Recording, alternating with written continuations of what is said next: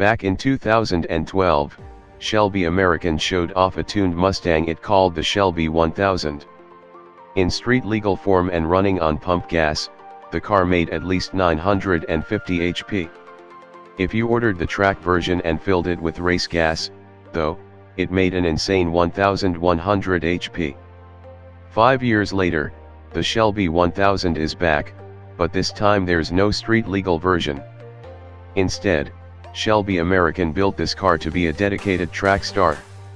Based on the pre-refreshed S550 Mustang GT, the Shelby 1000 makes a claimed 1000 HP from a Whipple supercharged 5.2-liter Aluminator V8.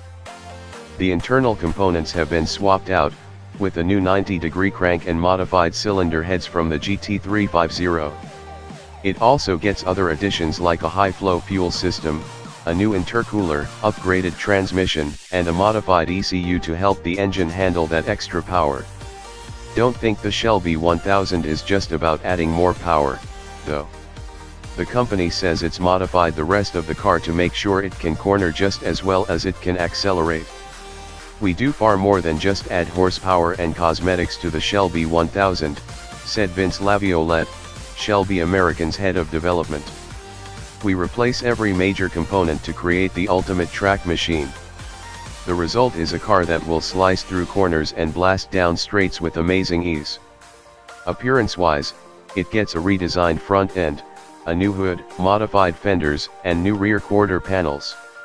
The car has also been widened in both the front and rear, not simply for looks but also for handling.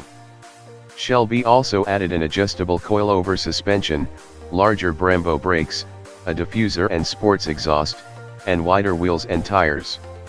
The 2012 through 2014 model year Shelby 1000 was based on the 5.8L Ford Shelby GT500, and while we significantly altered the suspension, it was best suited for the drag strip, said Gary Patterson, head of Shelby American.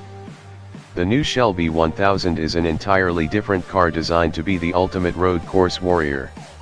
Since Ford dropped the solid axle rear end, we had to take an entirely new approach, said Laviolette. Not only did we build strength into the car with components like heavy-duty half shafts and CV joints, we revised the entire suspension by using tubular adjustable upper and lower control arms, as well as fully adjustable coilovers. We then added 10 and 12-inch wide forged wheels with sticky 20-inch rubber to maximize traction with this high level of power. Considering how much work goes into turning a Mustang GT into a Shelby 1000, it shouldn't be a huge surprise that they will be built in relatively limited numbers. But according to Shelby, it will be super limited, with only 50 being built per model year. The Shelby 1000 also costs a whopping $169,995, and that doesn't include the cost of the Mustang GT you also have to buy to do the conversion. If you're interested in ordering one, though, head to the company's website for more information. Source: Shelby American.